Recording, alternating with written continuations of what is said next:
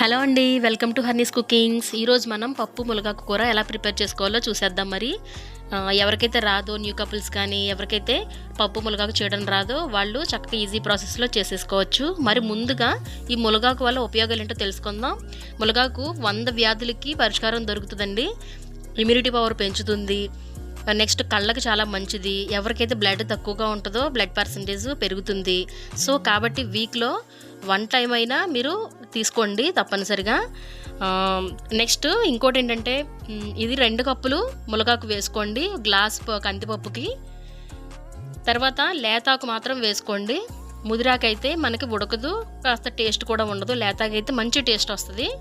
So ఇప్పుడు మనం ఈ ప్రాసెస్ ఏంటో తెలుసుకుందాం. మరి నేనైతే 1 గ్లాస్ కందిపప్పు తీసుకున్నానండి. శుభ్రంగా కడిగి పెట్టుకోండి. కడిగిన తర్వాత మనం విజిల్ వేయించడానికి అన్నీ వేసిన తర్వాత 3.5 గ్లాసులు వాటర్ వేసుకోవాలి. సో 3.5 గ్లాసులు వాటర్ వేసుకుని మీరు విజిల్స్ వేయించుకోండి. కడిగి పక్కన పెట్టుకొని 2 మీడియం సైజు ఉల్లిపాయలు, 2 మీడియం సైజు టమాటాలు, 4 పచ్చిమిరపకాయలు కట్ చేసి పెట్టుకోండి. తర్వాత ఈ ములగాకు శుభ్రంగా ఒలిచేసుకుని ఇలా నీట్గా క్లీన్ చేసుకుని మనం ముందుగా నానబెట్టుకున్నాం కదా కందిపప్పు, అందులో ఈ ఆకు అంతా కూడా వేసేసుకోవాలి. వేసుకున్న తర్వాత ఈ కట్ చేసి పెట్టుకున్న టమాటాలు, ఉల్లిపాయ ముక్కలు, పచ్చిమిరపకాయ ముక్కలు వేసేసుకోండి. వేసుకుని 3.5 గ్లాసులు వాటర్ వేసుకుని పక్కన పెట్టుకోండి. తర్వాత మీడియం సైజు నిమ్మపండు అంతా చింతపండుని తీసుకుని నానబెట్టుకోండి. ఒక 10 మినిట్స్ పాటు నానబెట్టుకుని తర్వాత ఒక రసంలా తీసుకుని పక్కన పెట్టుకోండి. నెక్స్ట్ మనం కుక్కర్లో ఇవన్నీ కూడా వేసుకున్నాం కదా, ఈ ములగాకు, టమాటాలు, ఉల్లిపాయ ముక్కలు ఇవన్నీ వేసుకున్నాం కదా, ఇవి ఇలా పొంగులు వచ్చే వరకు, పచ్చివాసన అంతా కూడా పోయే వరకు ఒక 10 మినిట్స్ పాటు అయితే మీడియం ఫ్లేమ్లో పెట్టుకుని ఉడికించండి. ఆ స్మెల్ అంతా కూడా పచ్చివాసన పోయిన తర్వాత అప్పుడు మీరు మూత పెట్టి విజిల్స్ వేయించండి. ఒక 5 విజిల్స్ వరకు వేయించాలి. ఇది కందిపప్పు ములగాకు చక్కగా ఇలా 5 విజిల్స్కి అయితే మెత్తగా ఉడికిపోతుంది అనమాట. తర్వాత గరిటతో కానీ పప్పు గుత్తితో కానీ మెదుపుకోండి. బాగా ఉడికిందంటే అది కూడా అవసరం లేదు.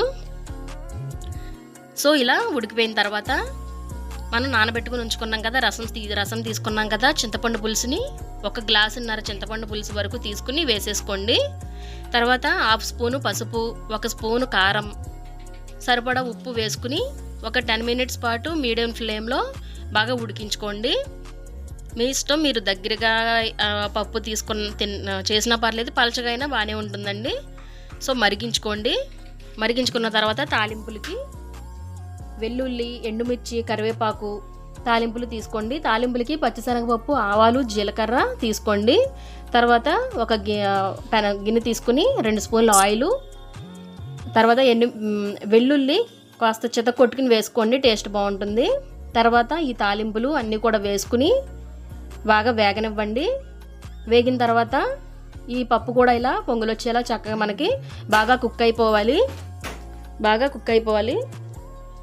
ఇలా పొంగులు వచ్చిన తర్వాత, కుక్ అయిన తర్వాత మనం తాలింపులు వేయించి పెట్టుకున్నాం కదా, అందులో వేసేసుకోండి. ఇంతేనండి, చాలా ఈజీగా మనకి పప్పు ములగాకైతే రాని వాళ్ళు కూడా ప్రిపేర్ చేసేసుకోవచ్చు. సో నా వీడియో కనుక మీకు నచ్చిందని అనుకుంటున్నాను. నచ్చితే లైక్ చేయండి, షేర్ చేయండి, సబ్స్క్రైబ్ చేసుకోండి ఫ్రెండ్స్. బాయ్ అండి.